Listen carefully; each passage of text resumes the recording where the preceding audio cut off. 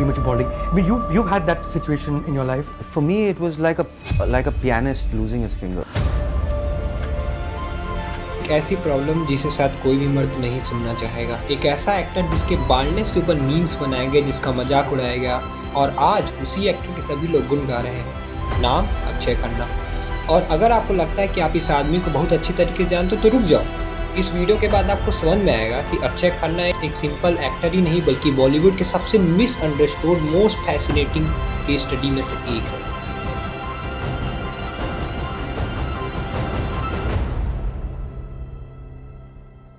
तो अक्षय की स्टोरी शुरू होती है उनके फादर विनोद खन्ना के साथ। वो विनोद खन्ना जिन्होंने अमिताभ बच्चन जैसे एक्टर के साथ बराबरी की और पूरे फिल्म इंडस्ट्री में आज उनकी वर्शिप की जाती है। ऐसे लिगिसे वाली आदमी के अंदर में जन्म लेना एक वरदान तो था ही, पर था एक अभिशाप भी। विनोद खन्ना ने अक्षय को 1997 में आई हिमालय पुत्र के लिए काफ़ी एडवर्टाइज किया, एक हीरोइन चूज की, काफ़ी म्यूजिक डायरेक्टर बदले और उनको पॉपुलर कराने के लिए खुद भी उसमें एक रोल में लग गए। पर अनफॉर्चुनेटली वो मूवी चली नहीं। पर लोगों को एक बात तो ज़रूर समझ में आ गई कि अक्षय खन्ना एक नॉर्मल टिपिकल स्टार किड तो बिल्कुल भी नहीं है। फिर भी लोगों को अक्षय खन्ना का कैरेक्टर काफ़ी पसंद आया और लोगों को इतना भी समझ में आ गया कि ये बाकी लोगों की तरह बॉलीवुड का टिपिकल स्टार किड तो बिल्कुल भी नहीं है। ब्यूटीफुल फेस, जॉ लाइन और एक अच्छी पर्सनालिटी होने के बाद भी उसमें एक ऐसी इंटेंसिटी थी जो किसी और भी स्टार किड में नहीं थी। इनका सबसे असली पोटेंशियल नज़र आता है फिल्म बॉर्डर में। जो किरदार इन्होंने प्ले किया था वो कैरेक्टर इतना कॉम्प्लेक्स था कि शायद अक्षय खन्ना के अलावा और कोई भी एक्टर इससे बेटर परफॉर्म कर ही नहीं सकता था। मूवी हिट हुई, अवार्ड भी मिले और एक लेबल मिला द थिंकिंग एक्टर। 2001 में आई दिल चाहता में सीट बनकर अक्षय खन्ना ने लोगों का तो दिल ही जीत लिया। बंदा ऐसा कैरेक्टर प्ले करता था कि मानो हर समय कुछ सोच ही रहा है, एक deep silent character.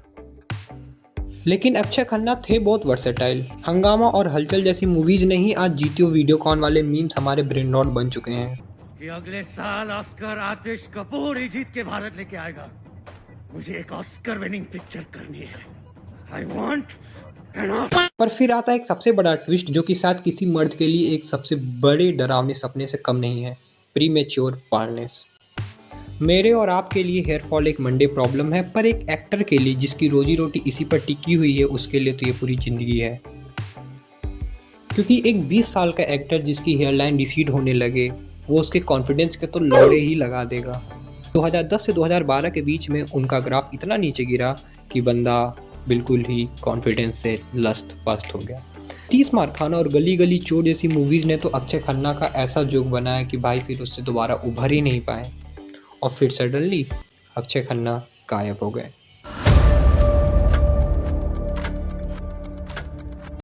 No social media, no airport photo और ना ही कोई इंटरव्यू। किसी को नहीं पता कि अक्षय खन्ना कहाँ थे। कुछ को लगता था वो हॉलीवुड चले गए, कुछ को लगता था वो किसी एडिक्शन में है और कुछ को लगता कि शायद वो कभी दोबारा वापस ना आ पाए।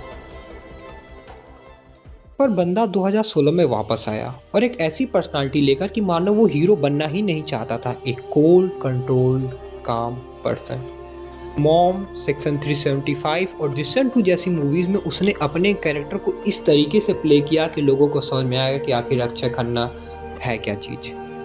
डार्क, साइलेंट, डेंजरस कैरेक्टर जो कि शायद अक्षय खन्ना से बेटर और कोई प्ले कर ही नहीं सकता था। और फिर आती है धुरंधर, जिसने इनके कमबैक में ऐसी चार चांद लगा दिए कि आज रणवीर सिंह, संजय दत्त, अर्जुन रामपाल जैसे कैरेक्टर को ऐसा ओवरशैडो कर दिया कि हर जगह इंटरनेट पे हमें बस अक्षय खन्ना ही दिख रहे हैं। इनके नाम पे लोग लाखों व्यूज़ बटोर रहे हैं, रील्स डाल रहे हैं, जिसका कोई हिसाब नहीं। इस टाइम तो पूरा इंटरनेट अक्षय खन्ना के तारीफों के पुल बांध रहा है, पर शायद इनकी जर्नी को कोई नहीं जानता कि how he overcome his decreasing confidence and come with like no one can. और मजे की बात यह है कि अक्षय की एंट्री वाली रील जो कि हमें काफ़ी पॉपुलर देखने को मिल रही है वो असल में कोरियोग्राफी में था ही नहीं। बंदे ने म्यूजिक चलाया, बस उसके बाद खुद पे खुद डांस करता हुआ चला गया। जहाँ रहमान डकैत का कैरेक्टर ऐसा ऑरा फार्मिंग तो अक्षय खन्ना ने बनाया ही और ऐसा पुल ऑफ कर दिया कि शायद कोई और कैरेक्टर इससे बेटर पुल ऑफ कर ही नहीं सकता था, I bet. So a man who lost his hair, lost his roles, lost his space and lost his image. पर जब वापस आया तो ऐसा आया कि शायद किसी को कोई अंदाजा भी नहीं था। अक्षय खन्ना का कमबैक इम्पॉसिबल तो था, पर शायद इसीलिए वो अब हिस्टोरिक भी है।